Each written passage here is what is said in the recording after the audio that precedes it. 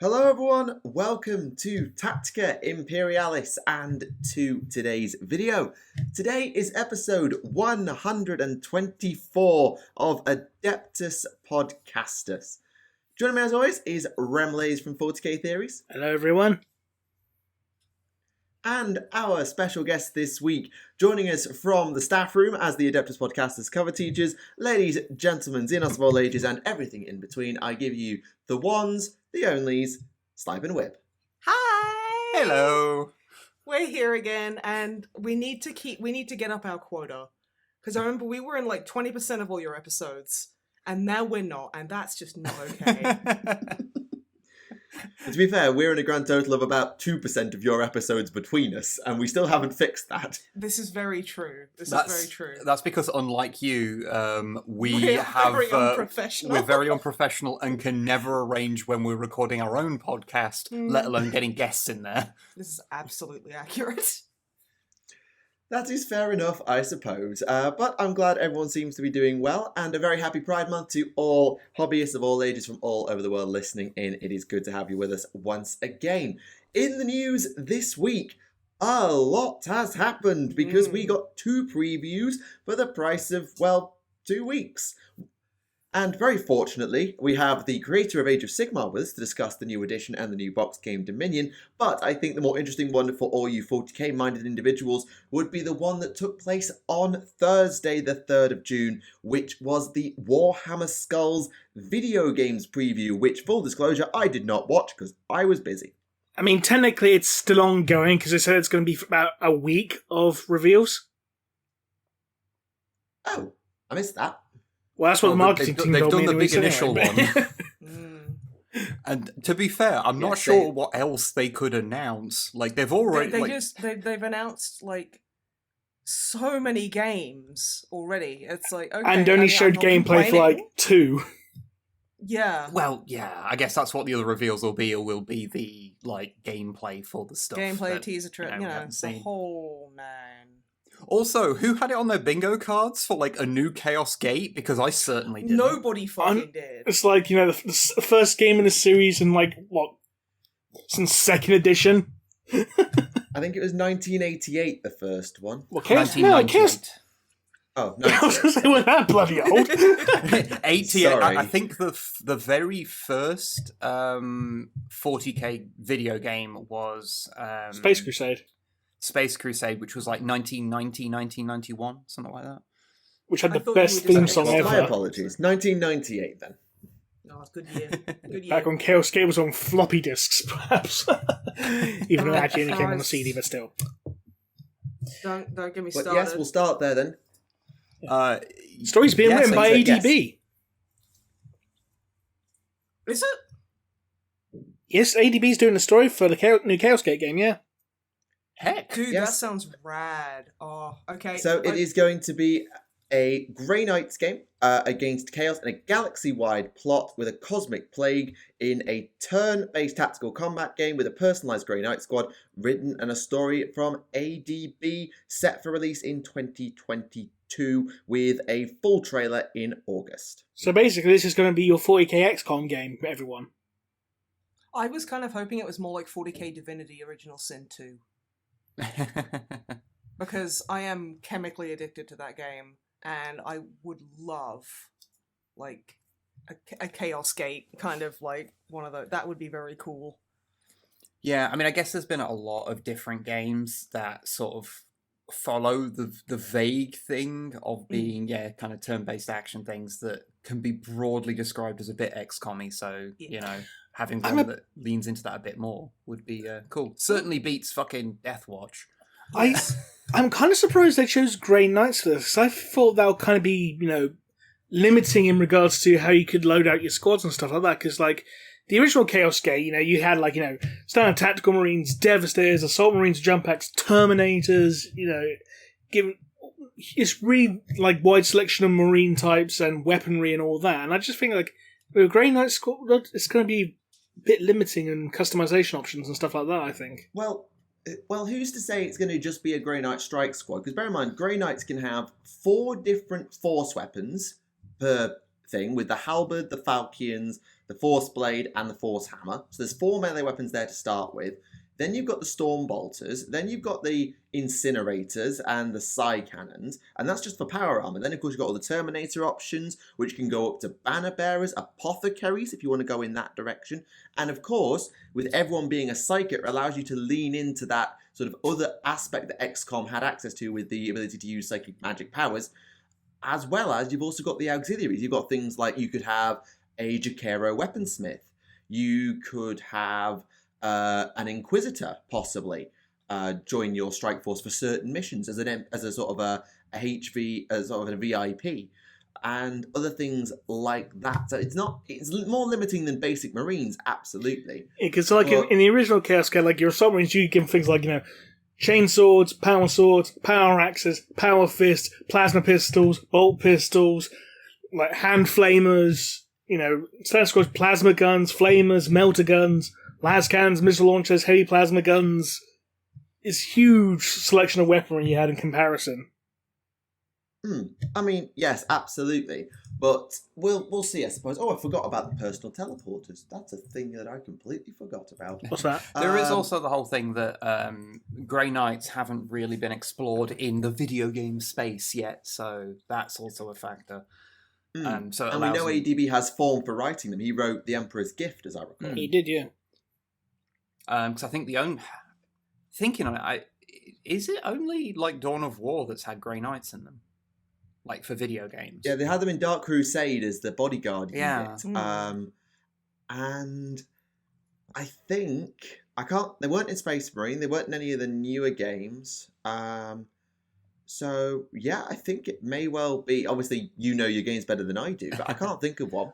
Yeah, I can't think of any offhand that have had it in. Maybe there's like a cameo or something somewhere, but like, I don't remember any offhand. So it's sort of a new thing to explore and will make the game stand out a little bit more compared to it, because you're going to see a different type of Space Marine chapter. Yeah, so.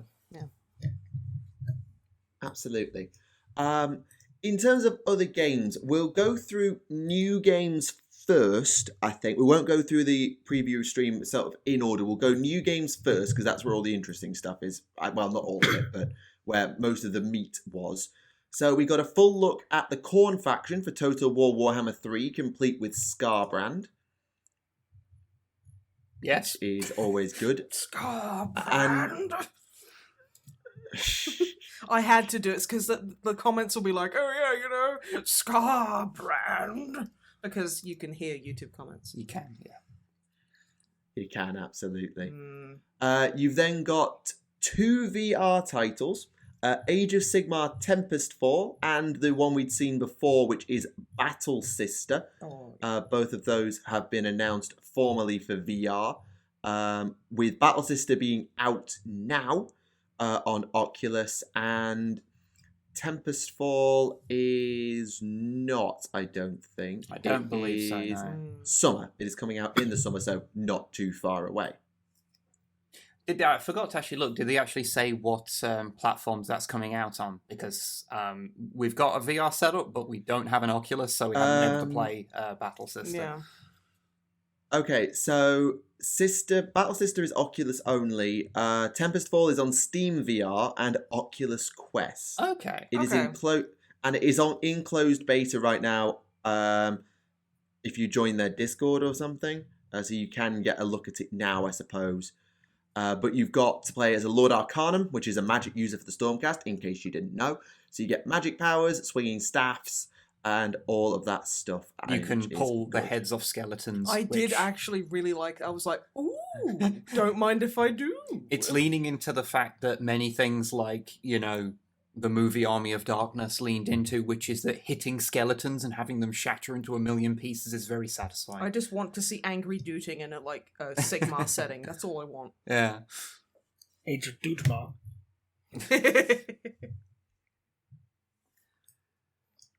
Probably the most exciting reveal of the day for many will have been the Dark Tide. I mean, yes. because it was revealed that Aaron Dembski Bode... No, not Aaron Dembski Bode. Oh, he's doing something else. Dan Abnett will be writing for Darktide. God damn it, bad start. Yes, Dan Abnett will be writing for Darktide as you go into a hive city to earn the trust of the Inquisition and bring salvation to the city. And I know immediately how to dampen everyone's excitement for that by just pointing out that Dan Abnett also wrote the Ultramarines movie. Yeah, and that was the best because it introduced the sex symbol of Pythol the Apothecary. Oh. I am super, like, I love Vermintide, like, and I love, like, Vermintide 2 a lot. So, like, seeing, like, basically, like, a 40k version, because I've always wanted a 40k version of Vermintide. Because it's from Fat Shark, same It's devs, from Fat Shark, so, and oh, yes. I do. I really hope it's good, because it looks so good. The one thing that the footage of it has shown that really stands out to me is how, like, visceral the combat and the noise, like the audio and stuff sounds, because you know when you're making any kind of video game that's like especially first person stuff, one of the most important things is making the combat feel immediate and you know it can be, and making it feel visceral is like a big thing, and Immersion a lot of the and stuff. Well, yeah, like the weapons need to have punch to make them feel satisfying, and like you can see the weight of like things being swung around and these loud like bongs as they hit things, and that kind of stuff tends to lead to quite fun combat. Generally speaking, obviously, it could feel bad. Yeah, you know, I mean, again, but Fat Shark, like you know, they proved that they could do like that kind of good kind of like at least melee weighty combat, like weighty melee combat, because it felt like you were really winding up with like a melee attack, and it's like I can't see why it wouldn't translate to Darktide, but I'm hoping it does. I mean, I don't know for sure, obviously, but yeah, that looks good. You can play as like the big old green boy. I saw that. Okay, so on my Google Cars, which is like on my phone, it was like, oh yeah, why Dan Abnett is refusing to let you play as Space Marines in Darktide. And I'm like, game balance, Nimrod. Like, fucking really? It was just so weird how they were trying to make me mad at Dan Abnett for game balance. A thing he doesn't. It's not even Dan Abnett's bloody decision. Yeah, he's not sitting there going, no, we definitely need, like, you know, we need a Dark Angel in there. Like, he's just going, okay, here's the characters I've written for, here's the story I've written, and then, you know, he doesn't really do anything. Like, he's not like the sole creator of this game. Yeah, he gets given the brief. Like, the design work's already set up. Yeah, and it was just so weird. It's like, do you not know how video games? Okay. It could have just been like, you know, it's just they tend to be really clickbaity, but it just made me laugh because it was like, look, you can't make me mad at Dan Abnett. I mean, not right now because Darktide, but. Yes, well, speaking of Fat Shark and all things Tide related, Vermintide 2 is also getting a new bit of stuff. I know I was going to say new games first, but there was a nice connection. As Vermintide 2 is getting a new career for the Carillion, the Wood Elf, where she gets to do magic for the first time. Yeah, I'm really looking forward to that because she will absolutely have an antler helmet, and I think that's worth the price of admission alone. You're a mark for antler helmets. Yeah. So if you're on PC, you get that, and if you are on Xbox, you have access to the free Chaos Wastes expansion. If that isn't, I don't know if that's available on PC already. I don't know what order things come out for Vermintide. Or PlayStation. I'm not sure. not played in a little while. So. Yeah. Other new games, Warhammer AOS Stormground came out not long prior to this. I saw one very middling review, but then it was IGN, so I don't really know what to make of it. Our friend Longfang has been playing a bunch of it, and he seems to be having a good time with it. Although he does say that the voice acting is a little over the top. Some interesting choices made, shall we say? It's Warhammer. Yeah, Warhammer and voice acting is not always the easiest thing. I know people have done very good jobs with it, but voice acting Warhammer games has generally not been the best done thing. I know, but one thing that's in this game that's really, really irritating are the voices given for the Night Horde. Because it's like really over. It's always like you will join us kind of thing. It's like, for fuck's sake. It's supposed to be having read a bit of fiction for AOS, and I know I've read some Nighthaunt fiction. Generally, I always envision the Nighthaunt as being like a quiet rattling whisper on the wind, so you can hear the rattle almost of their skulls moving, but it's a silent, tempting whisper on the wind. Like a death knell. Kind of, yeah. Yeah, no, I completely agree. Like, they're all criminals and people who wronged the universe and thus were punished by Nagash in the cruelest way possible. So some of them being out of control insane is absolutely accurate. But the leaders of the Nighthaunt, who are the worst of the worst, you'd expect them to generally not be all like horrible histories. Hi, I'm a shouty man about it. That's a reference for the British fans. No, I mean, I feel that Warhammer, like, /40k video games they, with their voice acting, it's either comedically over the top and terrible or amazing. So it's either Mark Strong or it's like Scott McNeil. Not. or like when Scott McNeil where it is both of those things and you end up with like Brian Blessed doing fucking in the audio dramas. Yeah. Where that's some good casting, to be fair. Yeah. Or when you get Scott McNeil in Dawn of War literally just using his Dinobot and Silverbolt voices from Beast Wars for his characters. No. That's up there with Mark Strong. That was an amazing performance, and I will physically fight anyone who says differently. I remember when I first noticed that, and I was like, furious boxes. I was like, why does his voice sound so familiar? Because he's literally fucking Dinobot. Dinobot. And then, I looked up and I went, oh, it's just his Dinobot voice. Yeah. Oh, okay. So good. I mean, it could be his Waspinator voice. He did Waspinator as well. And Rat Trap.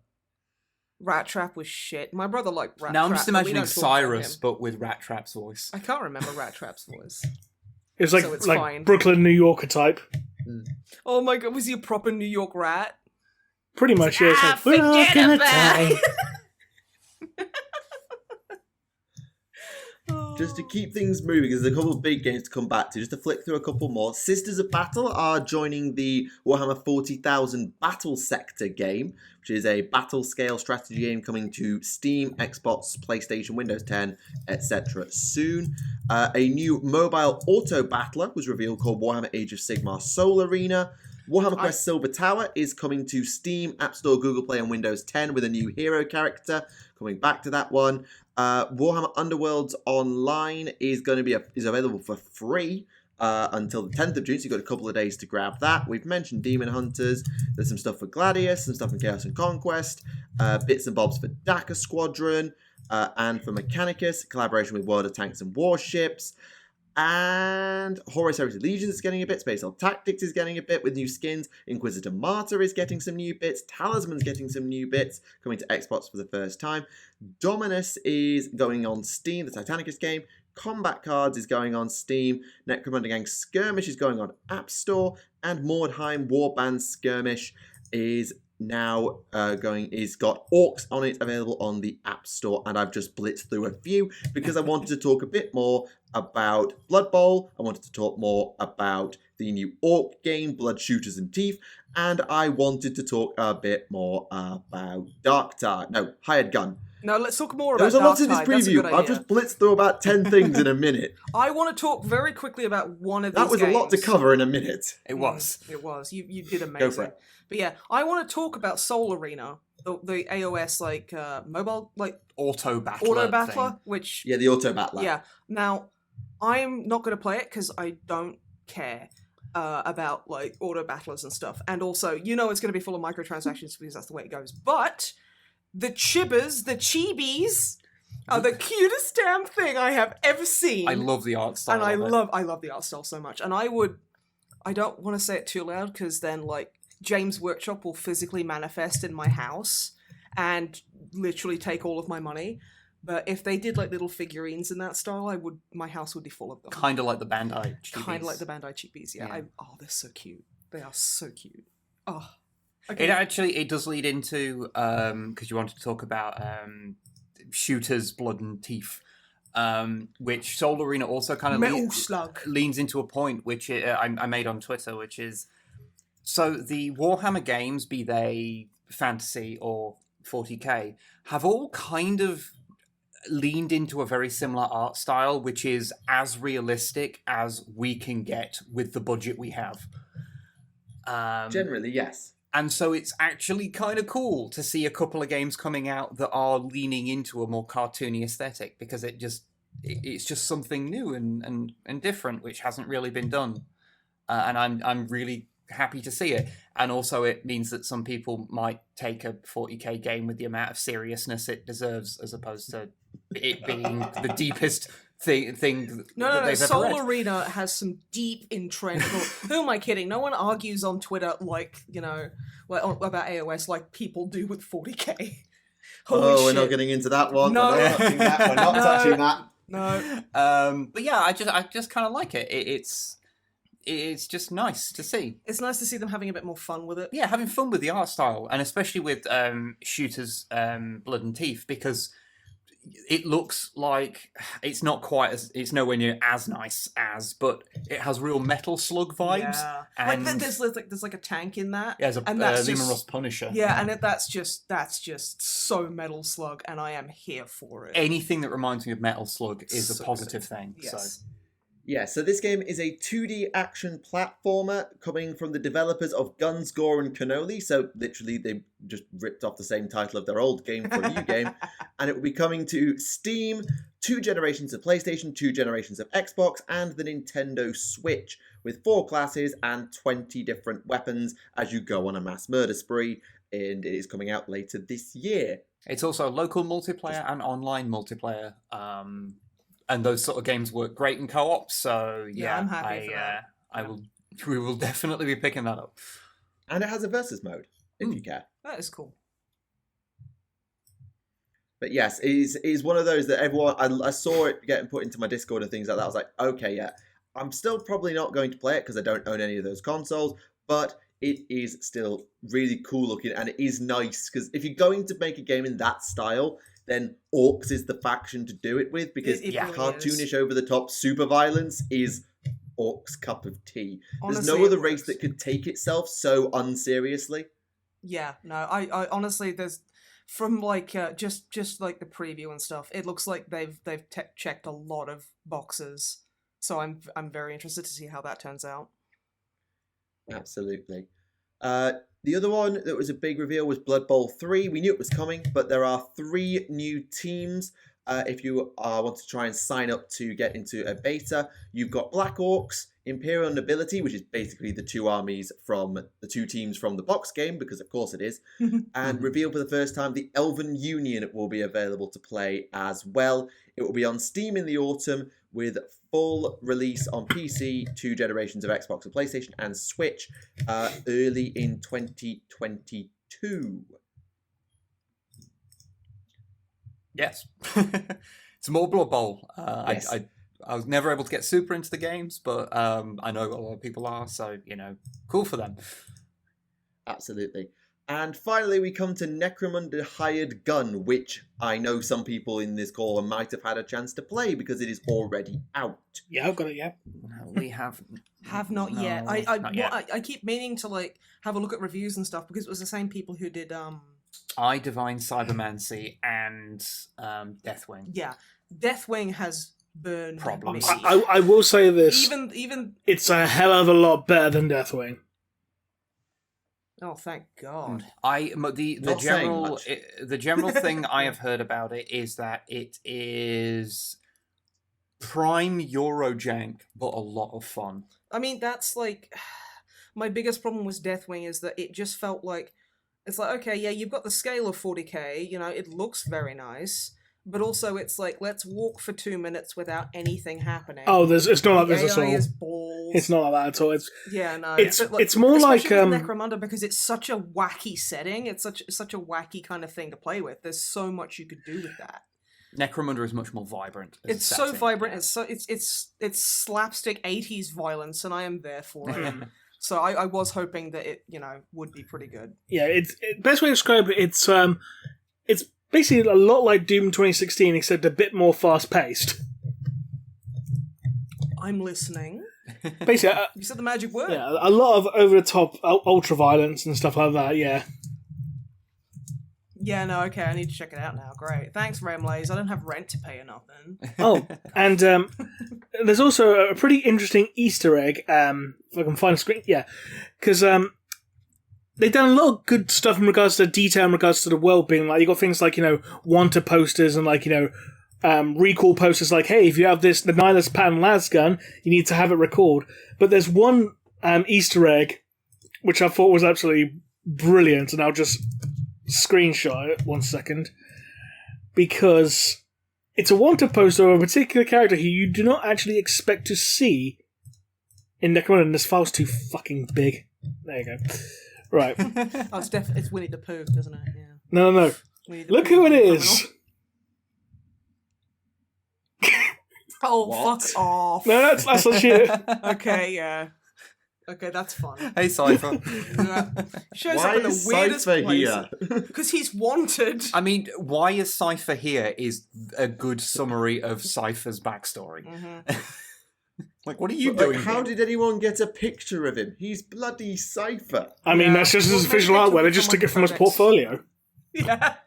I know it's his official artwork, but how did anyone get in the Okay, artwork of Cypher doing a okay. hero pose? Okay, Tack. I've got my headcanon for this. Is the fact that someone has got like a web comic in the Necromundan kind of like internet. Or, it's Kind of just like a this, sketch yeah. artist from the police. It's just and it's just like, and this person's like, they're a really good artist, but they're also like kind of romantically obsessed with him. So they keep drawing like really sexy pictures of him, and he's like getting into sexy adventures. And they were just like, well, I'll cut out the fact that he, is Isn't not wearing wearing trousers. he's not wearing trousers, and just use that as the wanted Is this poster. That And is in a- the immortal words of Olglaf, they figure that they can pay you less money as a reward if you're hotter. So they always make you hotter for the wanted poster. Is this Yeah. like Which is the same story with yeah. Hercules and the coconut oil? Yes. Yeah. Right. They're very same, actually. Yeah. Weirdly, very similar. We should look into that. But yeah, want to play it. Yeah, We'll definitely. play it at some point. We Mhm. just haven't got around to it yet. Also, I'm just going to put a pin here. Remind me later, talk about the Fallen in White Dwarf, because they got an article in White Dwarf. Just because I've seen Cypher, I'm going to put a pin in that. I want to come back to that later. Oh, they didn't retcon the Fallen story, did they? Depends what you Oh mean by god, they did, retcon. didn't they? Well, no, it's in terms of I don't know what I don't know what you mean by which bit, because it was quite a long article. Right. Okay, well, They're all in called terms the of the- Fallen because the they core have idea, inner ear infections and they they- keep falling over. That's the new law. Yeah. fair enough. Sorry. No.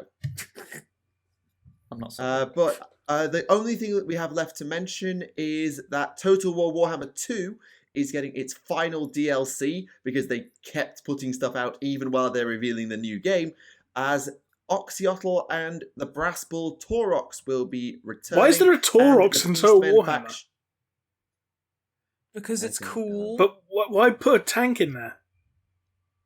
Because it's really cool.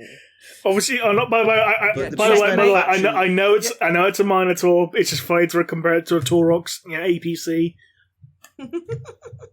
Yes. But just to point out that this is also going to be a full rework of the Beastmen faction. So they will be completely reworked from the ground up. So if you like, the Oh, they're gonna Beastmen be before, playable now have this another time. look, because they have been. I don't know. But we we'll can see. only It's hope, called the Rem. Silence and the Fury.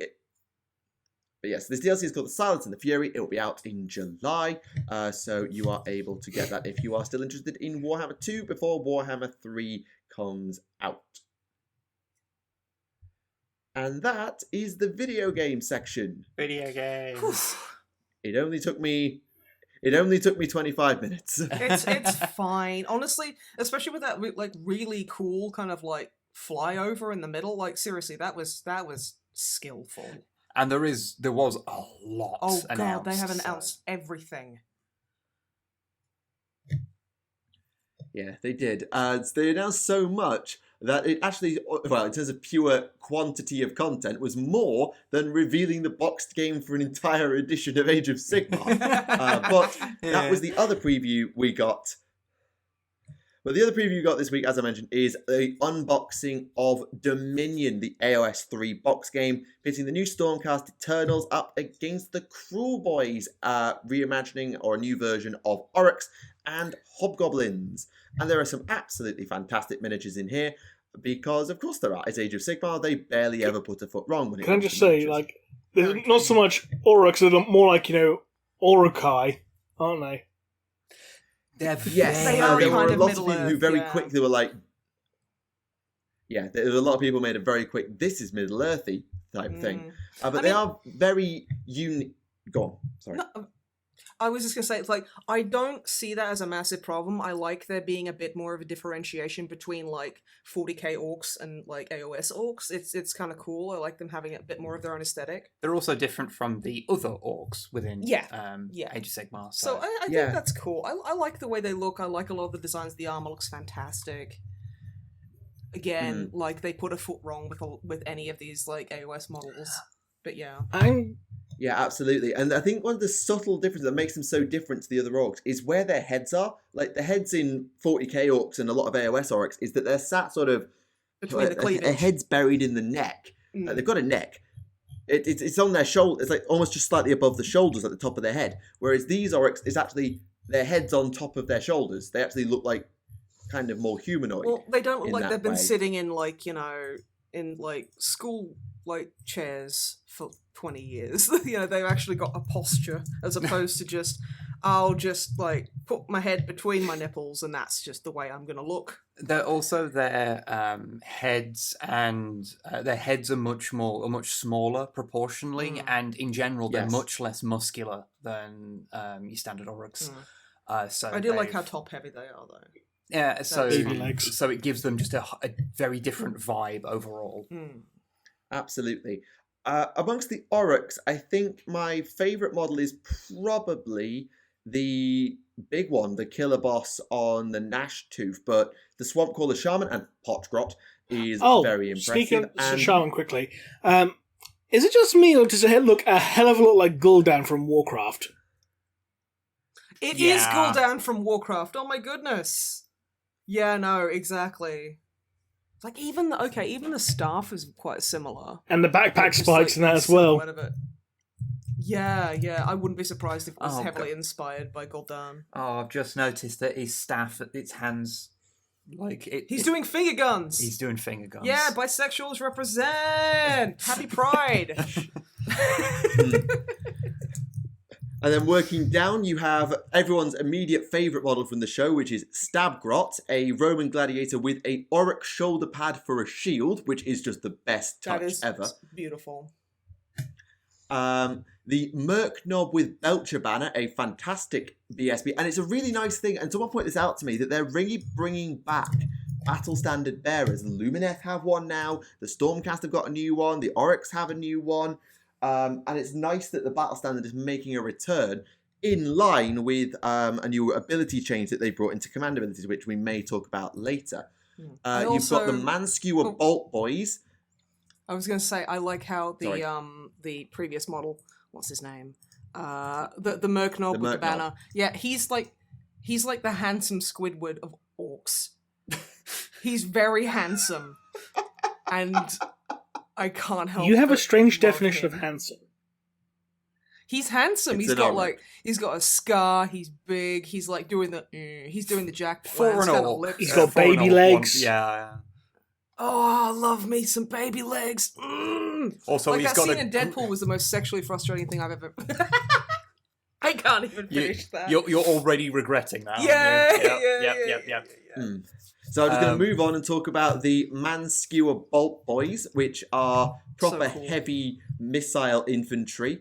I love the helmets. Like a The Kabuto. Gut No. Rippers, which are the spear infantry with their lovely leering shields that really call back to old school Warhammer. And the Hobgrot Slitters with their grenades. hobgrots with grenades, which is very nice. Oh yeah, they also dropped hints towards them about the Chaos Doors as well, didn't they? Because those hobgrots are working for Dark Masters or something. Yes, they did. They mentioned that. And it will be interesting to see where they take that plot thread, whether they follow up with the same fantasy tread of the Chaos Dwarves. We will see. But it's not all that they're going to get. They're also getting a Beast Skewer Kill Bow, aka a Super Bolt Boy with a Mega Ballista, which is lovely because it's basically just a tree turned into a crossbow. It is so cool. And then you have the Breaker Boss on a Maya Brute Troggoth, which is a nice, big, imposing boss monster as well. I also need that face mask he's wearing for COVID procedures. Because that is so cool. The little, half skull. It doesn't cover the mouth, though. Well, I'm obviously going to modify it, Tack. Oh my god. And to be fair, they do have proportionally have bigger mouths than we do, so, I mean, I don't know, I have a pretty big mouth. Let's not go any further with that. I mean, let's move across to the Storm... Just for the best. So, we'll move across to the Stormcast, who are getting Indrasta, who we'd seen before, the Celestial Spear. A new model, the Lord Imperatant, with fabulous beard, and new pet Griffhound hammer and staff. It's just weird A Knight Arcanum with the coolest face mask of all. A nice, imposing, scary wizard mask. They're just Jack of Blades from Fable. The Knight Vexilor with the Banner of Apotheosis, so a new Battle Standard Bearer variant. I wish someone hadn't pointed out that on the painted model, the standard is actually slightly bent. Oh god, yes. Because that's all I can see when looking at it now. The Praetors, halberd-wielding bodyguard infantry. Could you please not put little tassels on your halberds because you have to wrap them around your halberds and they look stupid. But the models themselves look really good. They're gorgeous. They really look cool. The Annihilators with the massive hammers and Mark I Terminator armor. The Vindictors with their spears. And then they jumped ahead to show us the Knight Judicator, an archer hero with new Griphounds, and the Storm Strike Chariot. Yes, inject it into my veins.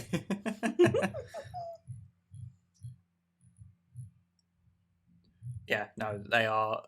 I do really like the so with the Stormcast kind of before, they sort of, or a lot of them sort of were the same sort of proportions, and it feels like they're trying to make them more distinct in terms of their silhouette now with this second batch of them. So the Praetors are much more much more kind of slim build, and some of the other stuff they've done is like that. And then the Annihilators are just huge.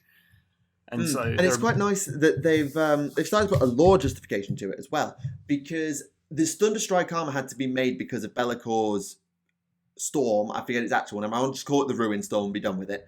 But this slimmer profile and sort of the more weathered, realistic appearance also is linked to the fact that the Stormcast spend more time in the Mortal Realms now, rather than being jump in, die, go back to Azir all the time.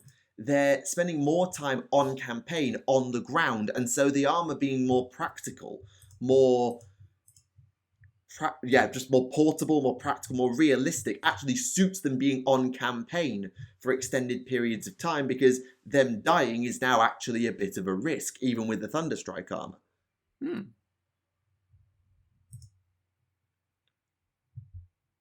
And they did then confirm that Dominion will be available to pre-order in June. I expect, given that they're basically treating it like Indomitus in every single conceivable way, they will probably do a 2-week order period and just have a quiet week calm before the storm, before it drops, to give people time to order it. Because the core book will be in there, a limited edition, and the main core book will then be available pretty much around the same time, and then the miniatures will come later, though it will of course cost an arm and a leg more. I do like how in typical fashion we finally decided to get into Age of Sigmar and like buy the rule book, and haven't had a chance to play it since we got it around Christmas. And now a new edition's coming out, so we'll have to buy a new rule book. So, cool.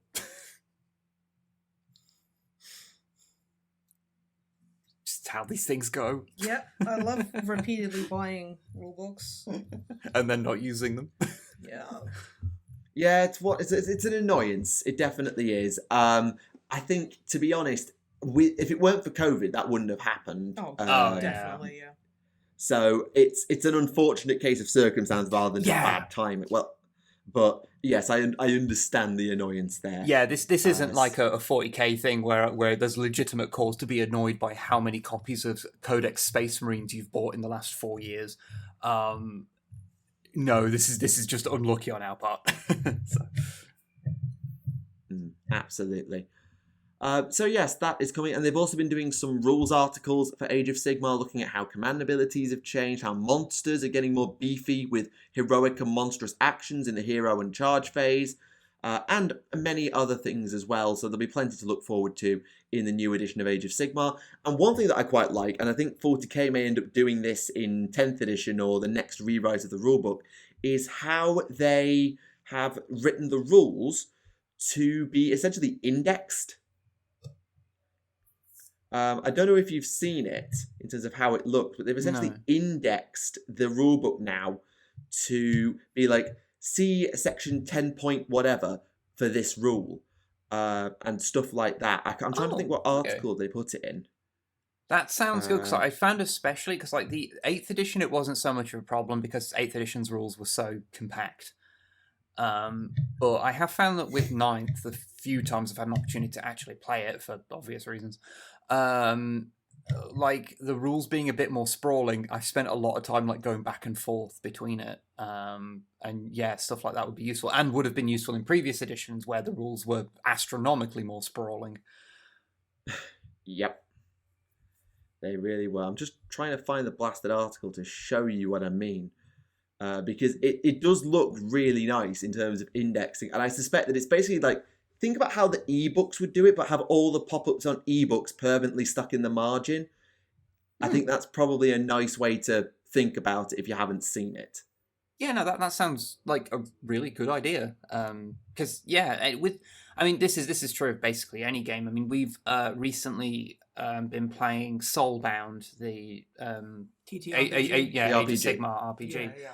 And that has a terrible case of you read the rule book and it says, okay, now go to this part. It's like a choose your own adventure. Yeah, it's almost like reading a choose your own adventure, but it doesn't give you page numbers. So every time you open it up, you're like, okay, now go to this segment. So back to the front to look up in the index where things are, back in there, and then that tells you to go elsewhere, and you're going back and forth in the book forever. But you're constantly having to go back to your initial contents page just to figure out where you're supposed to be going. And yeah, if they're going to be a bit more kind of, if you're going to have that kind of thing where you're having to constantly reference back and forth, then having that kind of system is just really obvious. Why haven't they been doing that forever? Yeah, because that was one of the things I remember from 5th, 6th, 7th edition 40k was like, right, okay, so my gun has the ability, whatever, let's just say shred, because it's one I can remember off the top of my head. Okay, where's that? Right, that's in the rule book. Is that in shooting? Nope. It's in attack. Nope. It's in weapons? Nope. It's in universal special rules. Right, okay, let's go there. That's in the middle. Okay, but it also has this thing called whatever, and you basically had to spend, like, if you didn't know an army, it would take you 5 minutes just to do your first shooting phase's setup.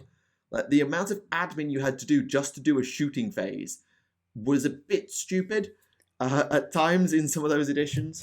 It was especially so, because I mean, obviously, like, anything is quick when you don't have to refer to the rulebook, when you just know it. Like, but yes, but the old rules, like I wonder if people who started during 8th will ever be able to appreciate exactly how much of a labyrinthine nightmare the rule set got by 7th edition, considering that they'd basically just been iterating upon it since 3rd, and it was a whole I'd have to go thing. play Horus Heresy to find out, I suppose.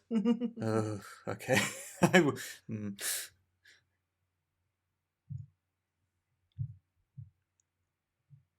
But yes, either way, AOS 3 will be along soon. Within the month, AOS 3 will be on pre-order and then out not long after, which is good because they're not going to keep us waiting. I think the biggest question really is where the Orc release is going to slot in. And speaking of which, they really beefed up Orcs. We're going to come on to that in a moment. Yes. But with Beast Snaggers and the Orc Codex due, the question is, are they going to try and slot them in for the sort of middle of June release to then have a 2-week release window for Dominion, or are they going to try and drop AOS 3 before they drop the Orcs? It's just a bit of a really tight release window that they've given themselves, given they want to drop AOS in late June, early July. It's tight. Yeah, have they given any indication about how long it's going to be before the Beast Snaggers and Orc Codex come out? No, I don't think so. But given the amount that they're showing new rules, they normally only do that just before they come out. They don't show you new rules like that early unless they've got it absolutely locked in and ready to go, because they don't want people like messing around with it for too long. So I think it'll either be they're going to come out by the time this video comes out, the Sunday preview will have told us we're getting Orcs next week, and they'll try and sneak them out before Dominion drops, or they're going to put Dominion up for pre-order and then essentially just make the Orcs wait until mid-July. One of the two. I kind of suspect we're going to get them sooner, but I am probably wrong.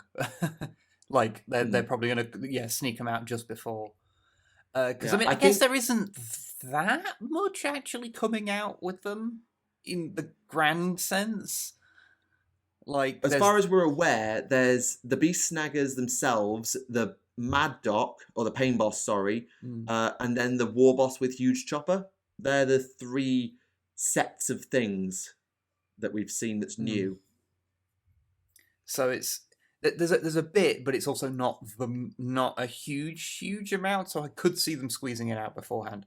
Also, I think I will say that as someone that plays a Grot Rebellion army, because I make bad financial decisions, I'm very happy to see that they mention that Gretchens will be increasing in toughness. So that will mean that not every single weapon in the game will wound me on a 2+.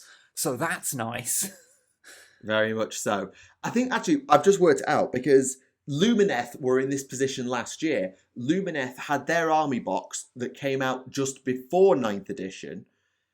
Then 9th edition came out, and then they made Lumineth wait for like 3 months to get their army. Now, they've not promised they're going to do that again. They said they won't do that again. But I think they'll put the Beast Snaggers box out for a week, and that'll be the one order for a week. Then they'll drop AOS, and then after that, they'll actually release the rest of the Orc miniatures to the general public, is what I think they'll do. Yeah, that sounds about right. I'm also happy to see because it was obviously announced a bit ago, but again, as a Grot Rebellion player, having what's his name, Zodgrod. Yeah, Zodgrod. I always forget his Zodgrod Wartsnagger. Yeah. I'm terrible at remembering Orc names for saying I've played them for like over a decade. But having something that can buff Grots even slightly, it's finally making it so that increase to 5 points per Grot, it might actually not be terrible anymore. So that is good for me personally. I don't know what anyone else cares, but I care a lot. So and pushing Orcs up to toughness 5 in general is interesting. So Orc boys have, since I started playing the game, which was in 5th edition, gone from weapon skill 4, so average hitting on 4s, well, if you're fighting Space Marines anyway, ballistic skill 2, strength 3, toughness 4, 1 wound, 2 attacks. They've lost a point of leadership, but they've gained a strength and they've gained a toughness, and weapon skill 3+ is a nice stat. So yeah, Orcs now have better stats in 9th edition than Orc Knobs had in terms of strength and toughness in 5th edition. I mean, there has been, it's part of the whole kind of power creep of the game anyway. I mean, hell, when you look at like Orcs when the game started, like original 40k, and an Orc boy just sucked. Like, they just weren't good. Whereas now they're actually something to be feared. And to be fair, they've always, once they sort of figured out how they wanted to do them, like they've been good in packs anyway. So, and doubly so now. Yeah. Yeah, the Beast Snagger boys are actually not that much chunkier because they've got to toe a very careful line between boys and knobs. So the Beast Snagger boys are exactly the same, but they gain a point of strength. They get hitting on 2s against vehicles, +1 to hit against vehicles and monsters, ranged and melee, so their guns might actually do something to that monster. And they've also given them a 6+ invulnerable save for all the bionics they have, so your orcs will always have a t-shirt save, even when they shouldn't have a t-shirt save. Which, yeah, it's cool. It makes all this stuff makes me kind of wish I was still playing a regular orc army. Especially with the fact that now basic choppers get -1 AP, so your orcs are now strength 4, hitting on 3s with AP -1 weapons and 3 attacks as standard. That's your basic dude now. Maybe big I should choppers. Maybe I should just put grots in like little mech suits and run them as boys. I mean, isn't that just killer cans? I mean, yeah, but tinier mech suits. Yeah. But yes, it's some nice stuff. And the huge chopper that the war boss will be wielding, strength +3, AP -3, damage 2. Ow. In a word, ow. It's also interesting to see Not complaining though. Yeah, no, it's interesting to see a unit type come out of Legends. Because Mega Armored War Bosses got shuffled off into there awkwardly. And then, yeah, and now they're back, which is kind of cool, because that means some things might come out of there from time to time, which is nice. Maybe. I'm not putting anything on it, but maybe. Although, if I do have a wish for the new codex, and since they haven't mentioned it, it's definitely not happening. But I would like for them to put looted wagons back in the main codex, and not just be a not just be a chapter approved little open play thing. Because I love my looted wagons. Like I ran like 3 of the damn things in 5th edition. I love my boom guns. It was just immensely satisfying to drop big pie plates that were AP3 and strength 8, thus insta-killing multi-wound marine models. It was great. Absolutely. I love the boom gun. And it forever makes me sad that that's just not a thing. Even the version that you get on modern looted wagons just isn't as good. It's just, Yeah, absolutely. So yes, orcs will be along soon, hopefully. And I've just seen an article that I'd missed. They revealed the next Marvel comic for Warhammer 40,000. Yes, this is about. It does look real good. Yeah, so August the 18th, Warhammer 40,000 Sisters of Battle #1, which will follow Canoness Viridian as it happens, which is being written by Torren Grunbeck and with art by Edgar Salazar, which may or may not mean something to you. It means nothing to me, I'm afraid. Also, is that... No, that's not Greyfax. It's just someone wearing Greyfax's hat. I mean, that could be anyone in the Order They Hereticus, stole- in they fairness, stole so... I mean, fair. But still, it is interesting. It's interesting to see. Again, it's translating it into another medium. Obviously, we've had the Marnius Calgar stuff going on for a while, which I've never got around to reading because apparently the only comic I read these days is Immortal Hulk. So, but yeah, it's it's interesting to see. We'll be intrigued. Also, can we just briefly talk about, that the Cherub, which is just blatantly the Terminator?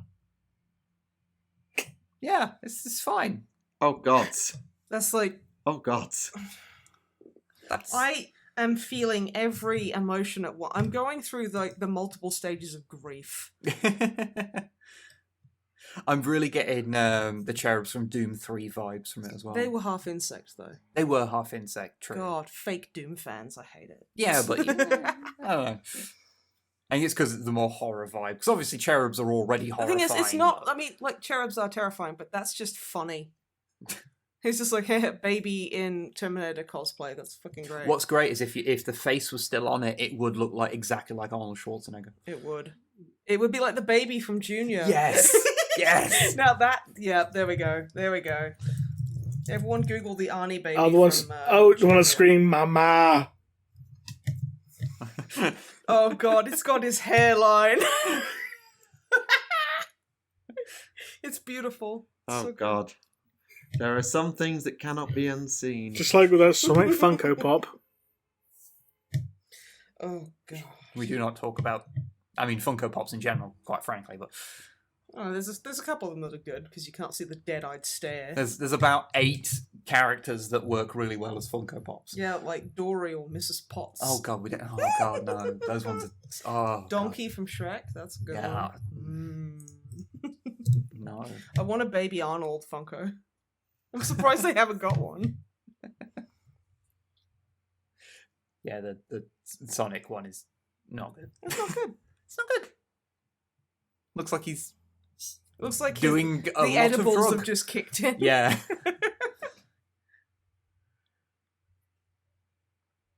Anyway, Moving swiftly on. Moving swiftly.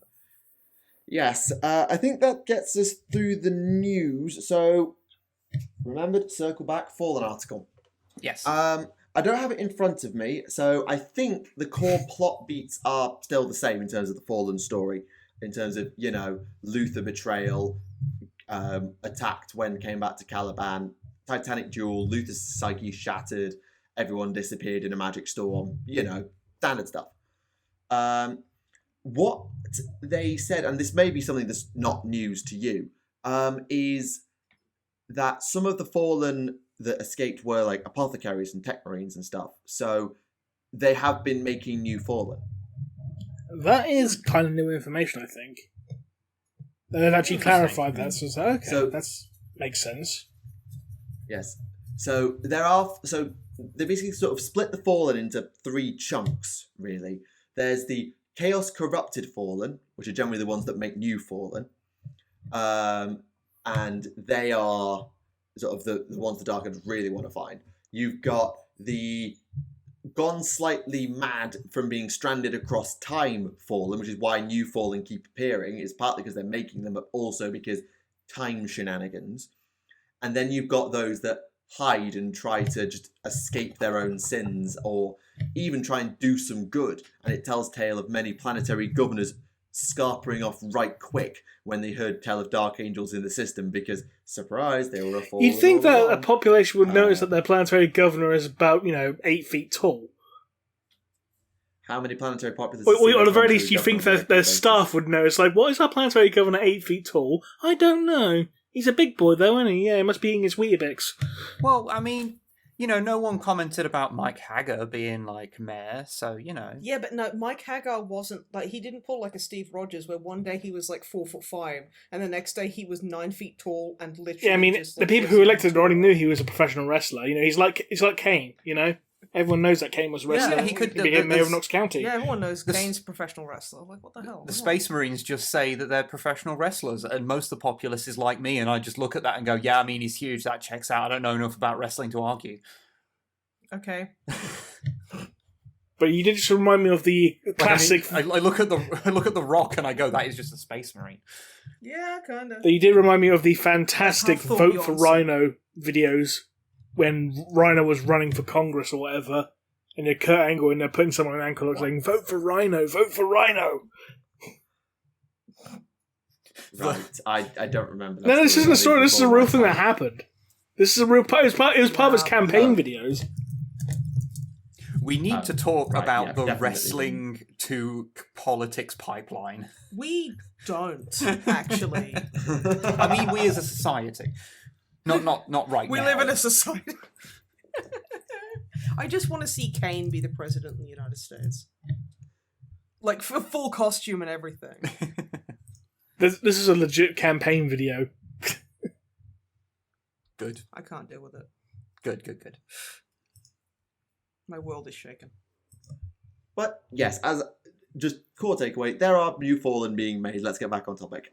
Yes, there are new Fallen, and it is a problem for the Dark Angels, and they basically confirm that getting a confession is Did it also... rare. Did it also mention how the magic storm that scattered the Fallen across time and space was caused by Azrael? No, it didn't mention that. That's not to say that isn't true, but I think because it was telling it from pretty much the perspective of how it was perceived at the time, it wasn't something that they would know about. It did mention that they were scattered across time, though, so there is some reference there, I suppose. Yeah, random Fallen just turning up in the middle of the unification was like, "Hi, I'm a Thunder Warrior, honest." Oh shit. Awkward. Yeah, quite so. Little short for a Thunder Warrior, aren't you? But yes, it was. But yes, it was an article. It's worth a quick look if you are buying White Dwarf anyway. And yeah, it's got a couple of unique bits as well. Like you can make Fallen detachments now as well if you are so inclined. It's only a double page spread. It's not really that much worth your time, but it's there. So yeah. Neat. To be honest, I was expecting more of a weird world-shattering revelation, like in that article, the Silent King is like, "Oh, by the way, the Silent King may or may not have created the Nids." I mean, when it's something to do with like Space Marines, there's much less wiggle room in general in terms of what you can get away with. Unless saying. you just decide to completely Especially retcon with something, exorcists. Yes, that was done pretty much purely to avoid the Grey Knight Primaris conundrum. That's why that was done. I know, but they didn't have to completely retcon all of their fucking backstory. They could just retcon the Grey Knight Gene Seed brother. No, they decided to retcon everything. No. It was needed because of the implications. It was needed because it would annoy you specifically. Yeah, they sat there in the writing room going like, what would really piss Rem off? I know.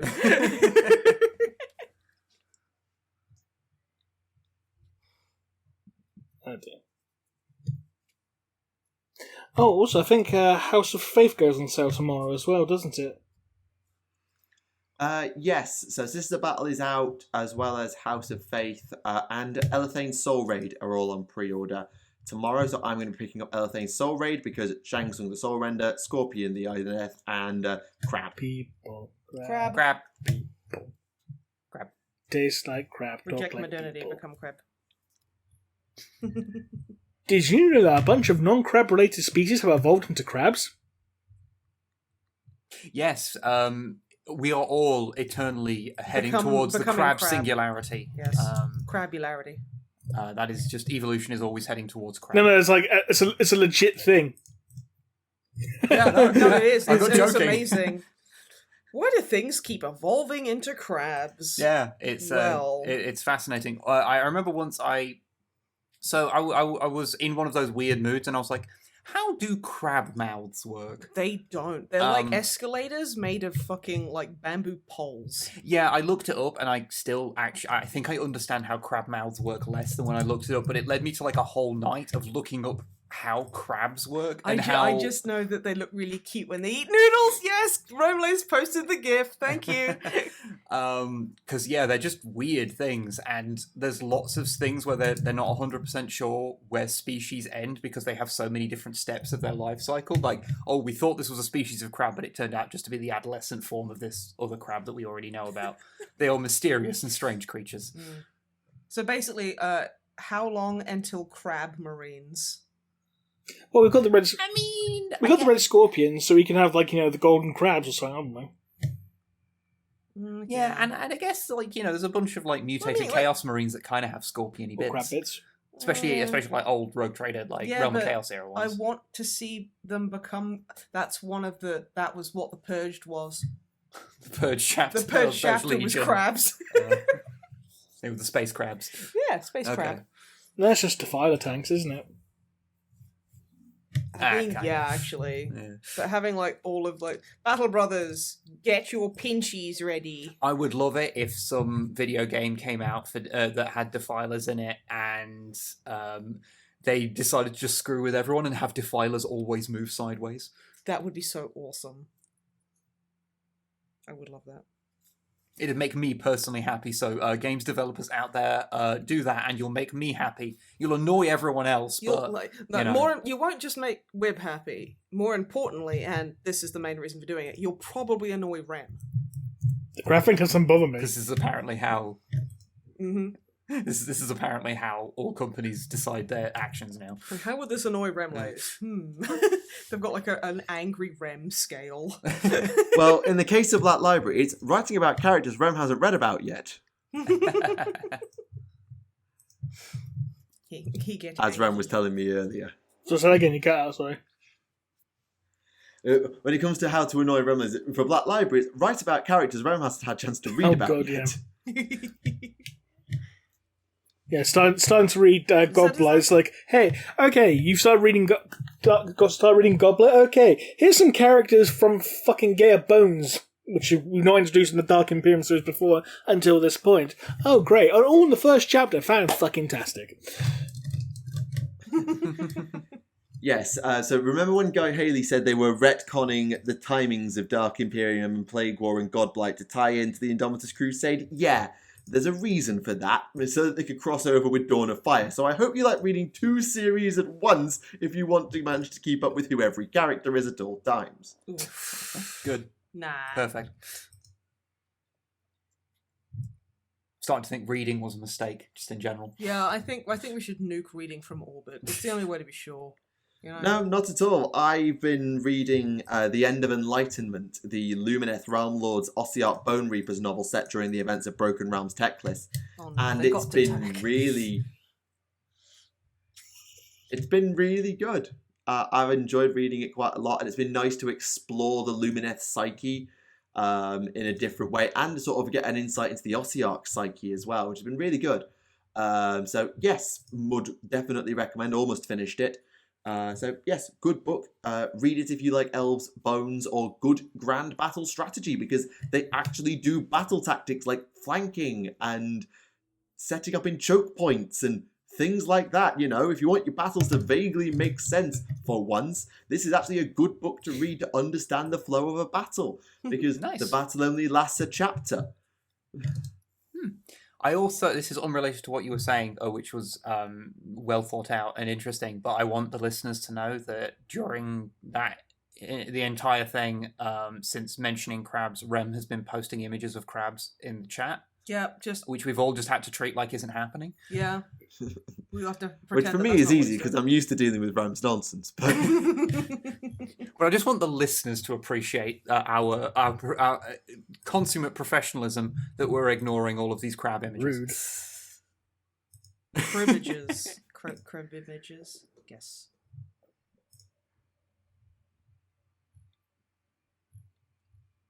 But yes. Yes. yeah, obviously with the 2 big previews, that kind of dominated the news cycle. But there was one thing that maybe got past a few people. There was a big interview done away from his Darktide work. There was an interview done with Dan Abnett about a number of things. There's some really interesting fan questions, actually, about a number of different things. And I just wanted to pull out a few highlights of things that were worth mentioning. Yeah. So the first one is a question here asking, were Alpharius and Omegon tricked by the Cabal, or was it all, a plan? And Abnett's personal response is, no, I don't think so. I wanted to set up with the idea that they made a conscious decision. They may have come to believe later that they were tricked, but that was not the Cabal's intent, or at least not his writer's intent with the Cabal. Were the Alpha Legion duped into siding with the traitors? No, they made a conscious decision. As an example, at least in his mind, anyway. He was asked who his favorite. Sorry. So I was going to say that. Well, I mean that makes sense because that's how I interpreted it from reading the book anyway. So So confirmation bias. Yeah.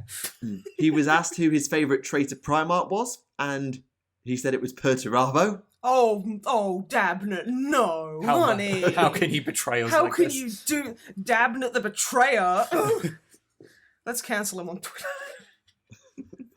I'm joking. Yeah, he then was asked if he was permitted to explore the missing Primarchs, would he do it? And he said no. He'd be tempted, but he said no. He said he wouldn't do it. He wouldn't do it at all. I honestly hope they never do. I like a bit of mystery. No, I agree. We already know that the purge was crabs. I can't remember if I mentioned, if this was something I mentioned the last time we were on this podcast. I'm sure I mentioned it on someone else's podcast at some point, but I actually read an interview, a bit of an interview with Rick Priestley, talking about the two Lost Legions, because a lot of people tend to interpret it as like, oh, they were put in there so that people can invent their own. But he was like, no, that's not true at all. They're put there just for mystery, like because any setting. It is fun to make your own. Well, so, no, he's saying there's accident. we already say that there's 1,000 Space Marine chapters, so you can do whatever you want with your Space Marine chapters. But the Legions were just there to had some mystery to the setting, and that's all it was. Fair enough. Yeah, I just thought it was an interesting little thing. Yeah, there were some nice other bits. For example, he likes to think that the Cabal survived Eldrad and Narek's assassinations. Even though Eldrad says in the Beast of Rises novels that the Cabal was completely destroyed. It's his headcanon. He thinks that Custodians can still be made, except it's just very freaking slow, presumably. It's like that's already been confirmed in the codices anyway. Takes forever.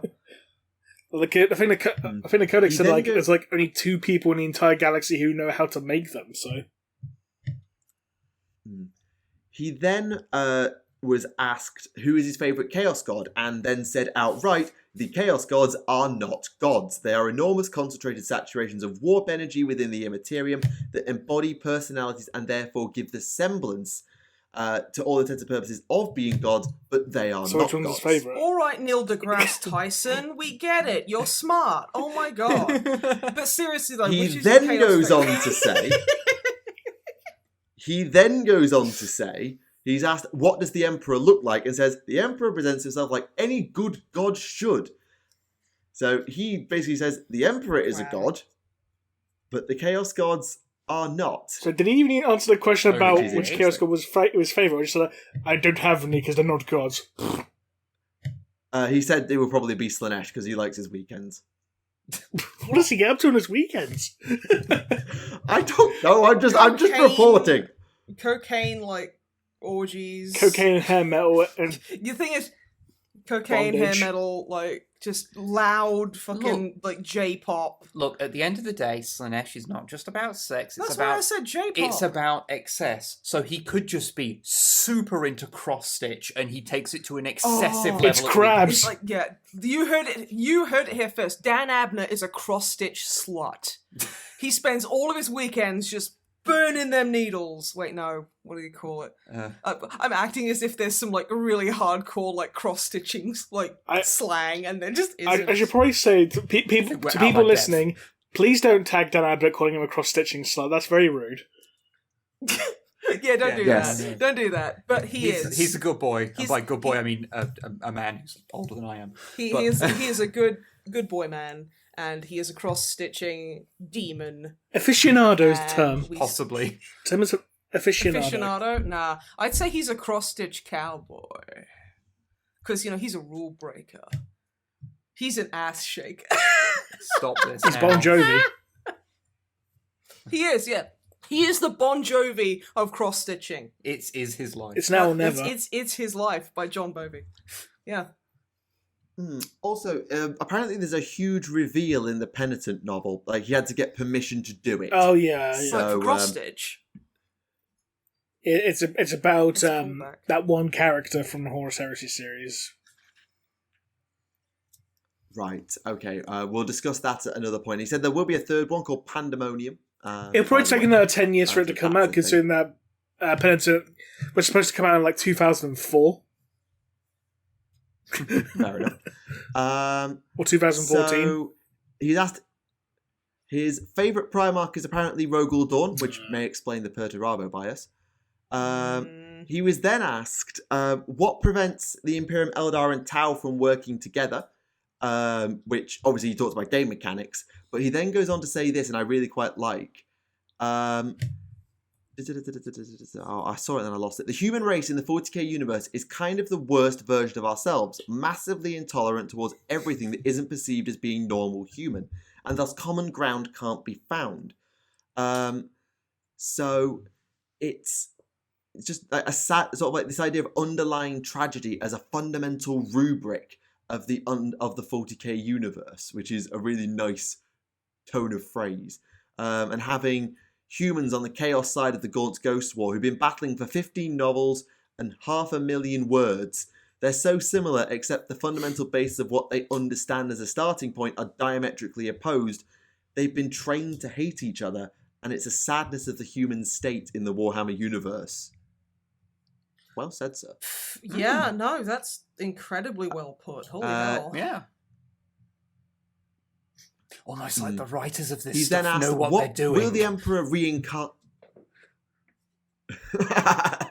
Yes. Will the Emperor reincarnate if he dies? The Emperor is functionally immortal and seems to be all but invulnerable to accept, but to the very highest levels of damage, say from the living avatar of chaos. You think the end of the Siege of Terror is bad? You have no idea how horrible and traumatic it is. We all know, mythologically speaking, the Emperor ends up on death's door, having been seriously damaged. We know that. And there is a distinct possibility that, very much like, I don't know, an incarnation of Doctor Who, he suffered so grievously he would reincarnate Perpetual style and come back as the next version, played by a different actor, the different version of the Emperor who would then take over.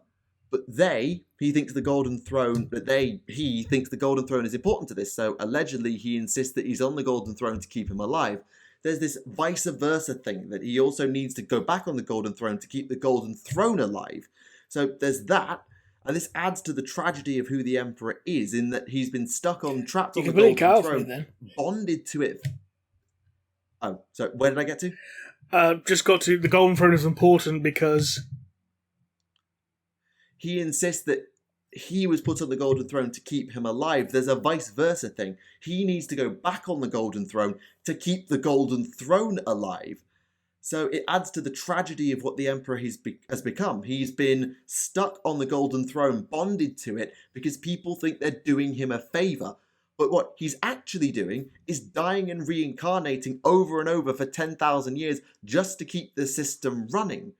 You know, no wonder he's the corpse god. So yeah, again, we're straying into what is actually the truth. I can't tell you that. It's a bit of a mystery. But there are certainly enough things that we know that we can speculate about just how horrible the Emperor's situation is.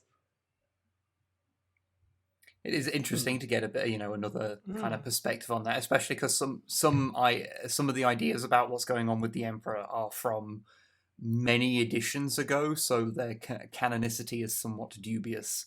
And you've only really got, from modern literature that really deep dives the Emperor, you've only really got Master of Mankind. Like, I know he makes cameo appearances elsewhere, but you've only really got Master of Mankind to deep dive the Emperor. So far.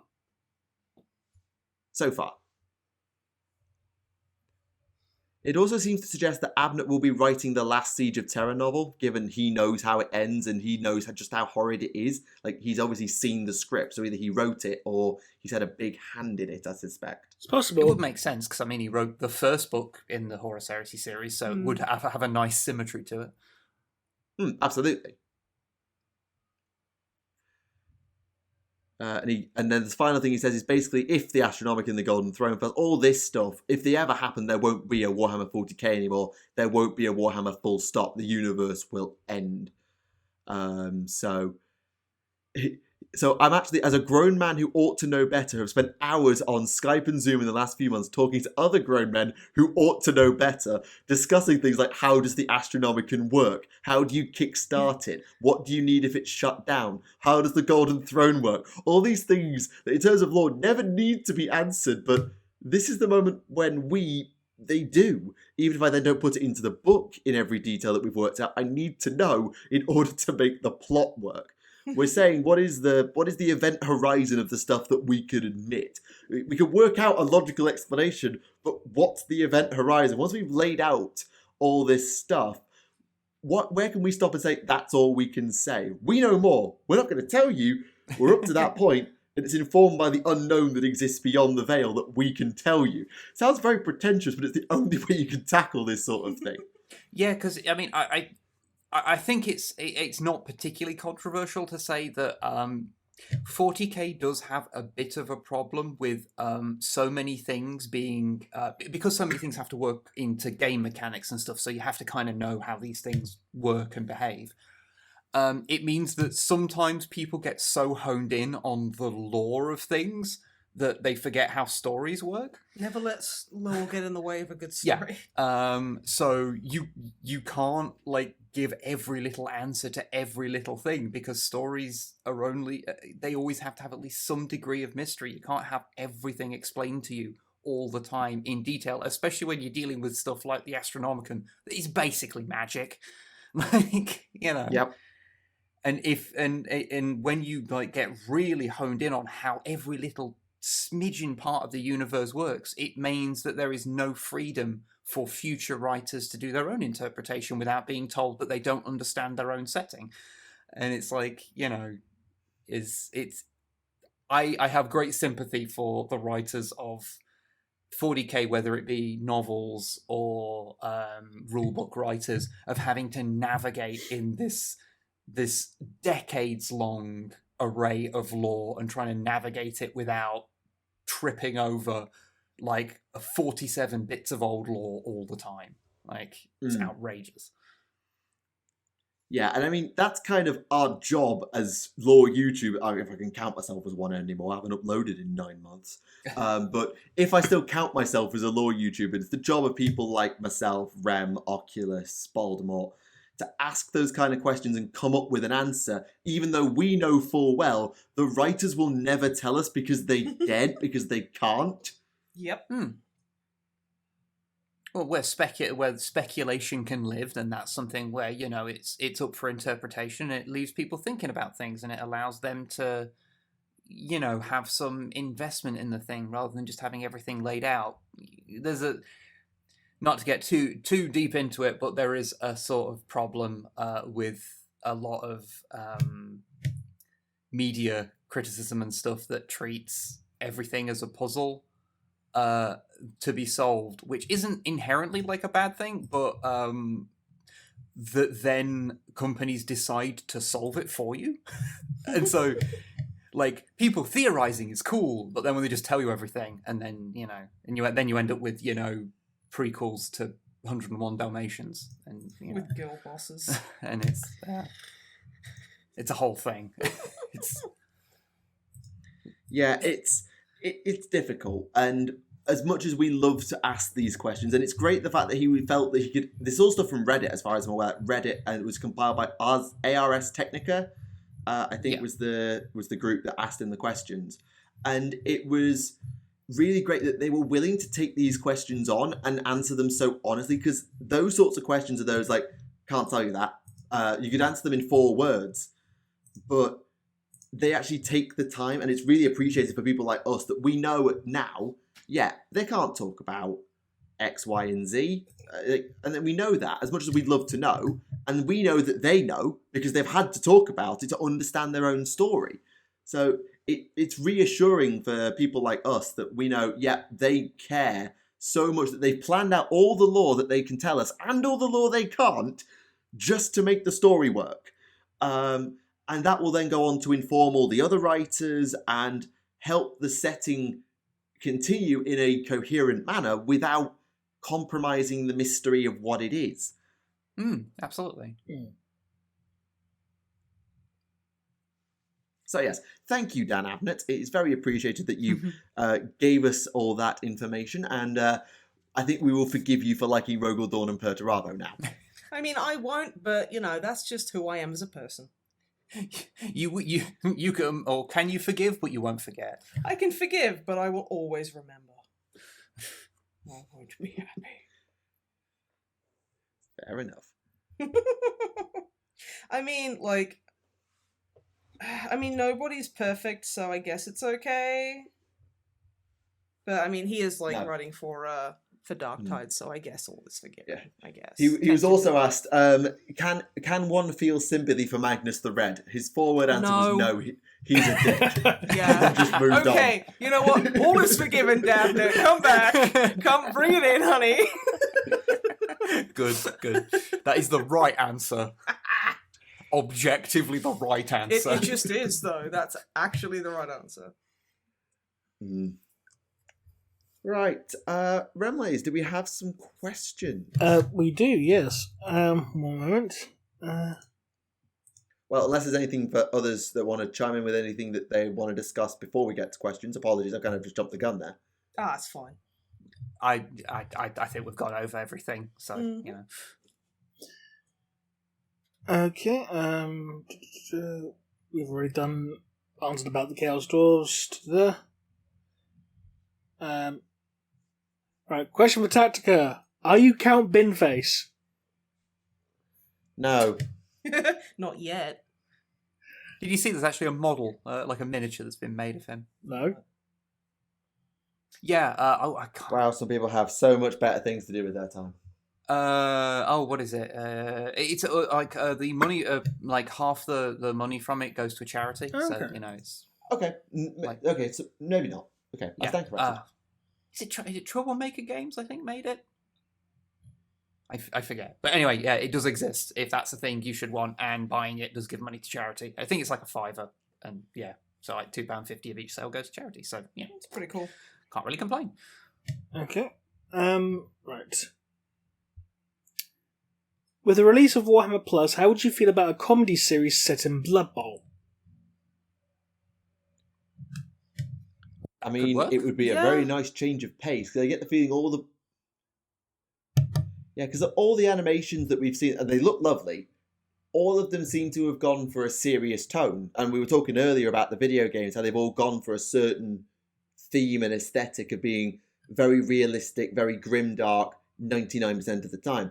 And the animations look brilliant, but I don't remember seeing anything that was particularly a change of tone, aside of 27 flavors of grimdark. Yeah, all that stuff. It's like, yeah, that's really cool, but like, it kind of feels like they're all episodes of an anthology series as opposed to like individual things, because they all strike a very similar kind of tone from what we've seen anyway. Yes, obviously, and there's plenty that we haven't seen. For example, with, I know Black Talon, Neve Black Talon is a very, very serious character, but depending on who her quarry is, there could be a chance for some banter and some jokes. I don't. Turns out it's actually her one is actually like a sitcom. It's modeled after The Big Bang Theory. It's actually just a remake of The Big Bang Theory, but she's playing Sheldon. Because that's the one character I know the name of. God, that show is shit. I'm sure there's one called like Craig or Paul or Jim or Timothy. They definitely have names. David, George, Kramer. Please don't just list every name you can Elaine, think of. Please don't. Newman. Please, no. Okay. Jake. But yes, a comedic, a dark humor type animation, which Blood Bowl would have to be, given how violent it is. It would have to be sort of dark humor with Jim and Bob providing that sort of gallant Go the whole commentary. Metalocalypse route. That would work. Well, I mean, they had for Blood Bowl 3, the trailer that they showed for it, like that had a little intro part that was done kind of in universe and was, you know, very silly, and like that kind of tone would totally be able to work for a Blood Bowl series. I feel anyway. Okay. Do you think Castellan Crow's sword is a shard of Cain? No. Considering it's got a Star of Chaos on it, I doubt it's very much anything to do with Cain. Yeah, I'd say it's I always thought it was a Chaos sword. Cain was... It is. It's one of the most corrupting demonic blades in the galaxy that only the captain of the Purifiers can hold without becoming demonically corrupted, as long as he uses it as a pointy stick and nothing more than a pointy stick. So, yeah. Is there any way that Kraken Rock the Black or Kolek Suneater could have made it into AOS or reincarnated? I have no idea who I think Kolek Suneater is a dragon ogre. that helps. That sounds pretty OP. I mean, Dragon Ogres are in the game. They're in the Beasts of Chaos book as part of Thunderscorn. So, I mean, you could make a dragon, like a Shaggoth character, be named that, or a Dragon Ogre be named that if you want. But I don't remember those names being in the Beasts of Chaos book, though I haven't read the Beasts of Chaos book in a long time. So I remember hearing something that there's references to, oh god, what's his name? Morga the Mutator? Who was actually a Beastman character from, like, you know, Warhammer Fantasy, and he's been, like, being worshipped as a god. I think his name's Morga. I'd have to go back and check the book. It's been a long time since I've read anything for Beasts of Chaos, I'm afraid. Right.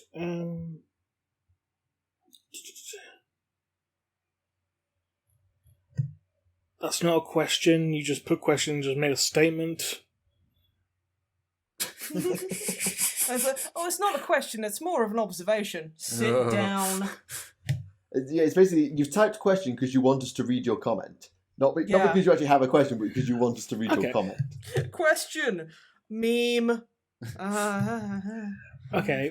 Why don't more Space Marine commanders and or Space Marine veterans utilise wrist-mounted storm bolters, especially for Terminator squads when clearing out space hulks? They because don't have the STC. And from a design perspective, it means that Grey Knights have a more distinct visual aesthetic. Yeah. Nerd. Yeah. Right. What books would you recommend for trying to understand the Death Guard and or Mortarion? Buried Dagger. That's like the Mortarion origin story. It basically gives you the best insight into his psyche, so Buried Dagger. Yeah, Buried Dagger's great. The Lantern short story was actually quite good, where he gets his pistol from the Emperor's armory, which was quite nice because he refused the Emperor's weapon of choice and said, "No, I'm having my scythe. Bugger off." Because didn't the Emperor want to give him like a scimitar, wasn't it? I forget exactly what the sword was, but he wanted to give Mortarion a sword, and Mortarion outright said, "No, I'll have that though," and took the lantern. I think you could probably also read, if you want to see them as sort of the antagonists, some of the White Scars heresy literature has got Mortarion sort of as the antagonist to the White Scars. There's also the Lords of Silence novel, if you want a novel purely from a Death Guard perspective in modern day. Yeah, and of course, Godlight is about to come out, or has just gone into a few people's hands, so that has got Mortarion in it somewhere, I don't doubt. So I should hope he's in it. He's on the fucking cover. Yeah, you would hope so anyway, yeah. So yes, there are a few books, particularly, as you say, Buried Dagger is the one, but because he doesn't have his own Primarch novel yet, so... Not yet, no. I don't think we actually know which Primarch novel's next. No, because all we got left is Dawn, Sanguinius, Mortarion, Horus. I think that's it. Yeah, actually, hang on, speaking of Horus, wasn't there a Death Guard Are We the Baddies segment in the... Oh, yeah, there was, yeah.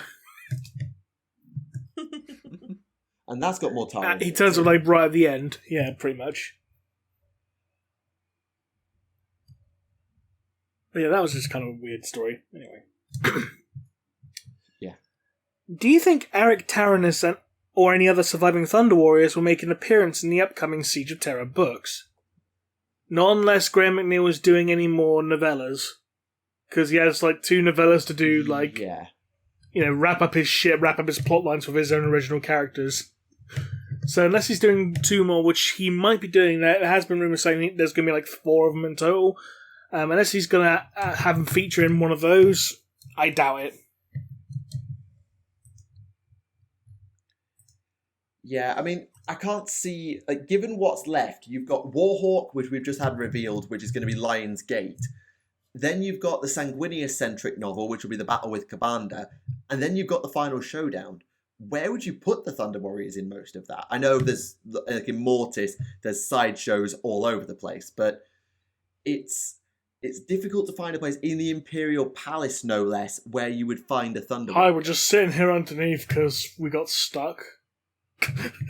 Either our Atlantis person group just bump He's into just us trapped like, under the hello, stairs I'm a somewhere." Thunder Warrior. Like, Which means the custodians are doing a terrible job of palace security if they can't find a Thunder Warrior under the pretty stairs. much, yeah. Yeah, but it's in that, there's that one little storage place that no one ever bothers to check in because, you threw some stuff in there and you never really need it, That's where the Thunder Warrior Either that, is. Just trapped in or you there. get a story like, some Thunder Warriors are walking across, a desert whatever, and hey, surprise, it's Korax. Well, there was that one story where Alfarius basically made a mockery of the Imperial Palace defences, wasn't there, in his story? Yeah, pretty much. It's like, okay, I'm going to do this assassination attempt on the Emperor, and Malkador just turns his neck like a fucking owl. Literally describes turning his head so fast that Alfarius probably didn't break his own neck. Yes, Malkador is so far removed from human that he is not human. With how old he is, I imagine, it's like, what's it, an unoiled, joint or so, it's just like, it turns. I'm very glad that noise cut out. If anything, it sounded more like a cat, to be honest. Right, anyway, right.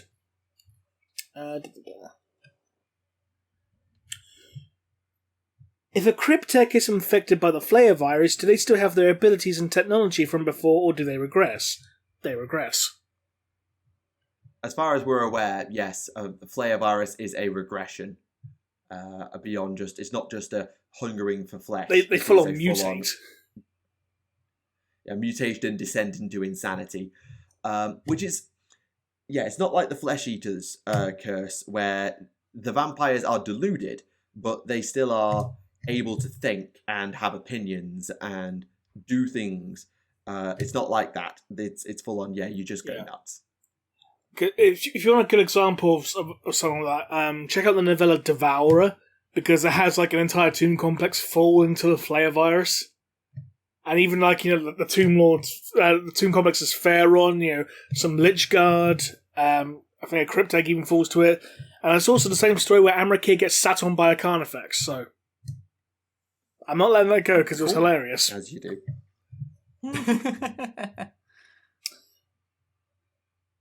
Right. Question for Tactica. You mentioned wanting to see Tyrion and Malerion in future for Age of Sigmar. What would you like to see from Tyrion? Yes. Tyrion is a really interesting character because we've had no conversations with him. Malerion has shown up a couple of times. He had a conversation with Marathi very recently, actually. But Tyrion, all we know is Tyrion is the nice one compared to Teclis, because he stopped Teclis from genociding the Idoneth, and he tried to counsel Teclis against sending the Lumineth on a alienating campaign. Realistically, I think for Tyrion, to make him distinct from Teclis, you really need to make him sort of someone who's more connected to the elves. Like, Teclis is connected to the realm in Selenar and learning the idea of the Elementary. Tyrion should be really connected to the elves themselves, because he stayed when the Spirefall happened. The Okari Dara was unleashed and Slanesh demons rampaged through Hish. Tyrion was on the ground fighting, whilst Teclis was up in the sky chatting to Selenar and begging for help. So Tyrion should really buff the elves around him. He should be much more of he will kick your ass and also be an inspirational figurehead, whereas Teclis is a magical powerhouse that is also sort of separate from the elves, which he is. He doesn't buff them, he doesn't benefit them in any way in terms of his presence. It's purely about his own raw magical prowess, whereas Tyrion should probably be a monstrous combatant with limited or no magic, maybe a little bit of light magic or a buff spell or two. But his real ability is the ability to boost up the prowess and bravery of the elves around him, because he's been fighting with them since the Spirefall, and it's confirmed in the End of Enlightenment, many of the elves have been alive to witness the Spirefall, even in the age of the Necroquake. many of them were there. They remember. So they will have fought alongside Tyrion. I'll be honest for a minute, I thought you were going to say, like, whereas Teclis is a prick. He is. I mean... He is. T-posing around the battlefields like a right dick. Right? Ugh, sick of his shit. Right. If they got around to making quote-unquote proper Terminator armor for Primaris Marines, isn't that what Gravis armor is supposed to be? Do you think GW would do Saturnine armor as a callback to Rogue Trader? Okay, I just want to point this out now. The original Terminator armor, like the quote-unquote Mark 1, which was never officially named, it's not called Saturnine armor. It was never called Saturnine armor. That was a fan name given to it. The official name given for it, which I got from Gav Thorpe himself because he was the only person who's written any stories featuring it, it's Vulcan pattern Terminator armor, or alternatively Nocturne pattern, because it was Vulcan who made it. That's cooler. And it's like, So- and that's very much Gav's headcanon for it, isn't it? It's not an official name. No. Because like in that story, there is no official name given for that armor at all. The armor does not have any official name. The closest we're going to get directly from an author who wrote the story featuring it is either Vulcan pattern or Nocturne pattern. So yeah. Because the actual Saturnine stuff is just another pattern of Terminator armor that people just latched onto. Oh, that must be this one. Yeah. But there's no connection between them No. whatsoever. Exactly. Personally, I don't think they would do that. No, because it's incredibly silly. But I have long wanted Forge World to have a stab at it for like a heresy era. I mean, wasn't like maybe like a one-off character or something. wasn't the whole callback to that particular style of Terminator armor used for the Custodian Dreadnought? Possibly. I forgot the name. There's some definite. I've forgotten the name of the pattern of it, but it was this one. Yeah. Although, admittedly, enormous shoulder pads is not something entirely unique to that. No, but it is 40. No, but the hunch-mounted I missile do know what launcher, you mean. Absolutely. the goiter hump. But yeah, it is something I am Tell 'em what surprised it says, considering how fondly a lot of people think of that pattern of Terminator armor. I am surprised that they've never done it, but I do not think they would bring that back for Primaris stuff if they did. And it'd be a bit weird if they did anyway, considering, as you say, they have Gravis armor, which fits that niche of their thing anyway. So Fair enough. Right. Could a machine spirit such as a Titan or an AI or a warship become a demon prince? Prince, no. Engine, yes. Hang on, I misheard you, didn't I? You said a princess. No, I said prince. A demon prince. Like, could a machine spirit... No, it's like a princess. A machine spirit, no. A princess. What about an that'd be AI? fun, but it's not mortal. It's not anything that the Chaos Gods... Like, the Chaos Gods can corrupt it, absolutely, but if you pump an AI with demonic energy, then you infuse it and you make a demon engine. It's not like... It doesn't have a body, per se, to pump full of soul stuff and mutate into a demon prince. I don't think. Because in the short story Extinction, they do describe how the vengeful spirit has got a true soul, as in, like, as true as a soul from a living flesh and blood creature. I mean, AI having souls, I have no problem with AI having souls. I don't. I know enough of Mass Effect to know that that's quite a nice idea, AI being truly alive. But I don't think that there's a difference between having a soul and being alive, almost. Like, the vengeful spirit is sentient, and therefore it's alive. But I don't think it's sort of alive in the sense that it could be transformed into a demon prince, because if it could, then it would by now. Well, you say that, but then again, look at Abaddon. But he's Or outright look at said Horus. He never became a demon prince, did he? No, but was he given the offer? Well, he was basically being, the whole being infused with the avatar, the powers of all the Chaos Gods.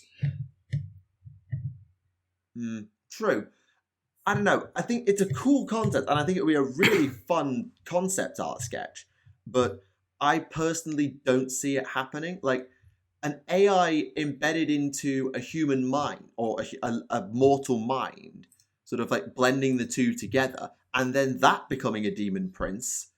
Okay, maybe. But a pure AI with a mechanical body, even if it has a soul, I don't think that's a demon prince. I don't know. It's difficult. It's really difficult, but that's where I fall on it. Fair enough. Right. Maximus Thane of the Beast Arises series mid-M32 is seemingly the same character as the one from Lost and the Damned and Saturnine, so Heresy era. Yes, he is the same character. However, there is no reference to his detrimental performance and condition due to his age, such as Dante. Is this a lore oversight, intentional, or other thoughts, like Heresy era Marines being more stable than 40k era Marines? Well, we know for a fact that Gene Seed back, around the time of the Great Crusade was much purer and more stable than it is today. Excluding Primaris Marines, of course. Like, back then, hey, guess what? You can make a successor chapter out of the Space Wolves back then. kind of thing. So I think it's just a case of, like, Gene Seed back then was just capable of imbuing a Space Marine with a longer lifespan without detrimental side effects, and it just kind of degraded over time. The Imperial Fist do have Susan, or is it they're the ones that don't? But back in the Beast of the Riser series, they did have the Susan membrane because their Gene Seed hadn't degraded that to that point at that time. Okay, so there is an option of use of Susan and things like that as a way of slowing down the aging it's process. not even in regards to that. It's more in regards to the fact that he's still active for 1,500 years. And but we've seen Dante. I know the Blood Angels are historically long-lived, but Dante on dodgy Gene Seed. Yes, but Dante on dodgy Gene Seed, living to that age, looks like an old man without his mask. Whereas Maximus Thane just looks like someone's dad. True. Because, hang on, I've got a picture of how Maximus Thane looked during the course of the beheading, which took place at the end of the Beast of Riser story. And yes, the file is too fucking big for Discord. let me just again shrink it. It is generally sorry. Also, let me just shrink the file down. I was going to say, generally speaking, how old a Space Marine looks is one of the most inconsistent things within the 40k universe anyway, so this is how... Some just look old. This is a 1,500-year-old Space Marine from the Beast of Rises era. And again, he just looks like someone's angry dad. Whereas compared to Dante's description in his novels, where he's described as basically being like effectively, an old age pensioner on steroids.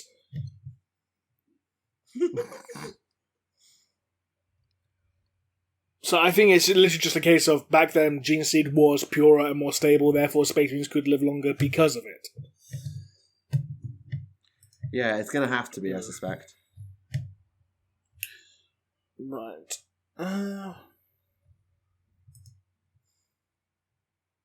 That's a very, very long question, so ignore that one.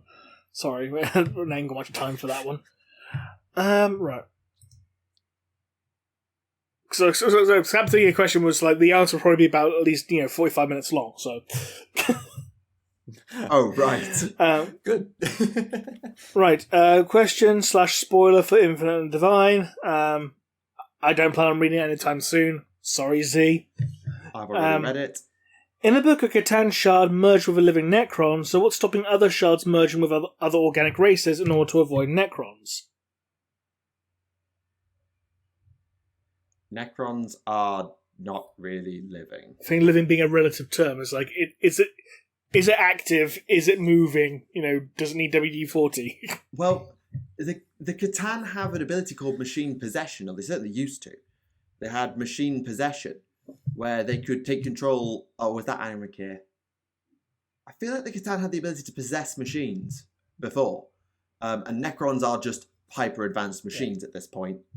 So, in terms of can it fuse with organics, to again use the Mass Effect term, no, probably not, because unlike mechanicals where they were given living metal bodies, so it's an essence transfer, that's all it is. It's a transfer from one living metal body to another. A mortal body will not be able to contain that. So it will die. And the second part of this question is it possible that there are characters in 40k that might be a Catan shell in disguise?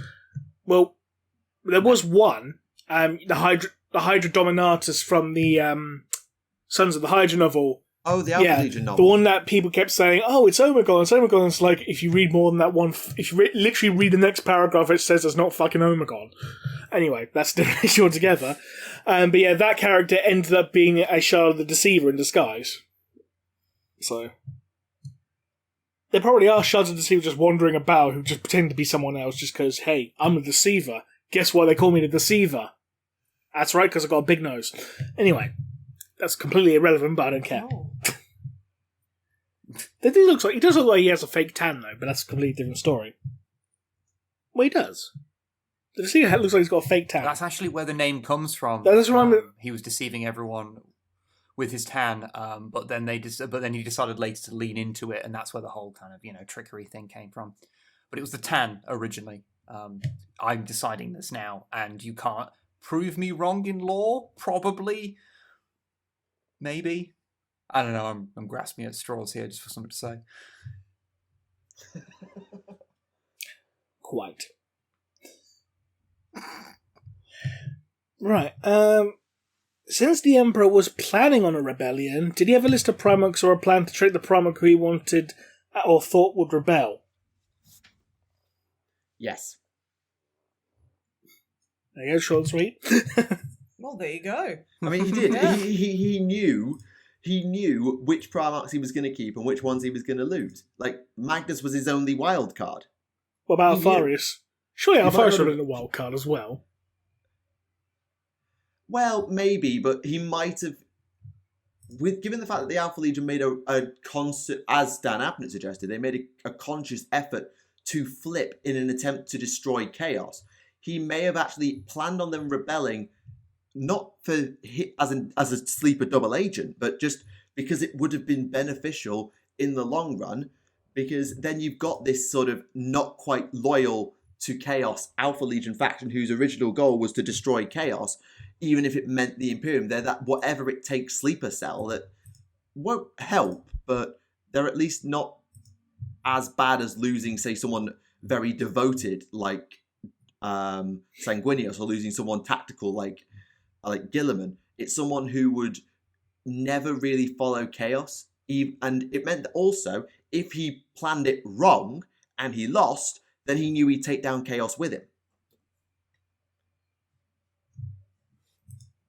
Maybe. Perhaps. I don't know. I'm just throwing stuff out there and seeing what sticks at this point. Fair enough. How are we doing for time? 1:50. Okay, so we've got time for one more. Okay. Right. Is Ultramar still an empire within an empire? Are they still expanding their territory? If so, would they run into conflict with other factions within the Imperium? And how does this work within the Imperium? Yeah, but no, but Ultramar still exists. Guilliman re-expanded it actually after he went back in Dark Imperium. He's re-established the 500 worlds as the 500 worlds. In terms of territorial friction, bear in mind the Imperium lost a metric flip ton. So when the Nazi Turner came in, the Imperium just lost a bucket load of territory, and anything that was hoovered up just became part of the subsector in territory that hoovered it up. So Guilliman re-established the 500 worlds, hoovered up everything in there. No one was actually holding them at the time. And in the grand scheme of things, what difference does it actually make to the worlds that they took? Like, oh, we still serve the Emperor, now you're just working for the Lord Regent directly. Okay, fine. I can still imagine that some people in the Imperium will be just... Yeah, and that's going to piss off some people in the Imperium, because then, You know, part of the reason as to why the High Lord started, making a shit ton more Dark Angels for sister chapters, like, hey, we don't like Gilliman consolidating power. Hey, Dark Angels, we know you're quote-unquote not Legion building. Have some more chapters. But to be fair, those people who are actively conspiring against Gilliman are probably the type that, in the Imperium's own words, probably deserve a Crozius Arcanum to the face. Not saying they should, but that's probably the way the Imperium would see it anyway. They would have rebelled against us at some point for being too power hungry. They deserve a bolt gun to the face. And then the Minotaurs show up. Absolutely. Again, not my opinion, just the Imperium's. Fair enough.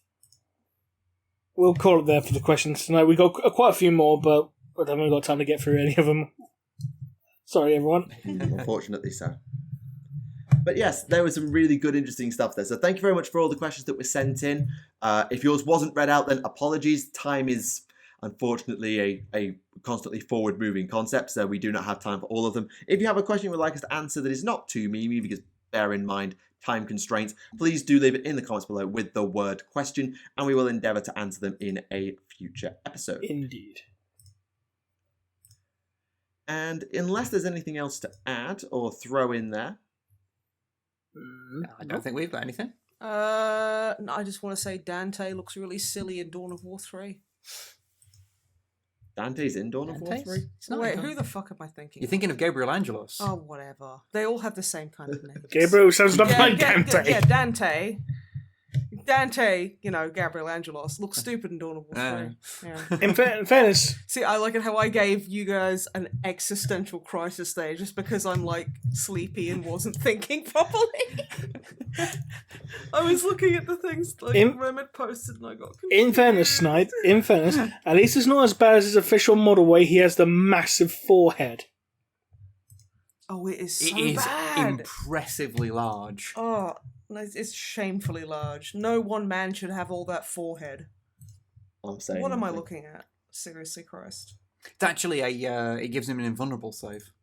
Oh, really? That's where it comes from on him. Yeah, because No. he gets, What better all it healthcare does... because he advertises it as a No, what it billboard. does, it basically causes anyone trying to shoot him -1 to hit because of the reflection. Oh, yeah, no. Because it catches the I'm sun, saying just nothing. right. I'm saying nothing because I get roasted over my hairline far too often. I'm just gonna say This isn't a hairline, this is literally just a forehead. No. This is a height of forehead thing. This Yeah. isn't a hairline thing. This is he looks like if a xenomorph had a completely vertical, head. Yeah, it's more of a cone head thing than, than a yeah. hairline thing. Not even a hairline thing. Do the kids still understand cone head references, No. or have I completely overstepped it there? No. It's Okay. basically like Doug Dimmadome, Fucked it. but his hat's a forehead. Oh, Doug Dimmadome. Yeah. The owner of the Dimsdale Dimmadome? Exactly, but the hat's a forehead. That's basically what it is. Oh my god. So good. Doug Dimmadome, diddlin, diddlin, diddlin, diddlin, diddlin, diddlin, diddlin, diddlin, diddlin, diddlin, diddlin, diddlin. That's going to be in my head for the rest of the day. Thanks, Ram. You're welcome.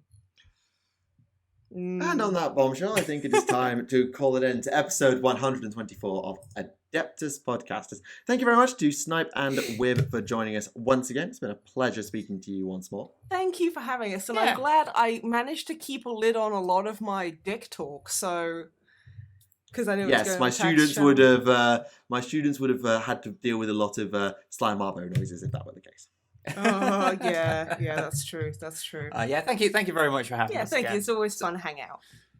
Absolutely. And with all that said, thank you very much for watching, everybody. This has been Tactica This has been Remleiz Imperialis. from 4K Theories.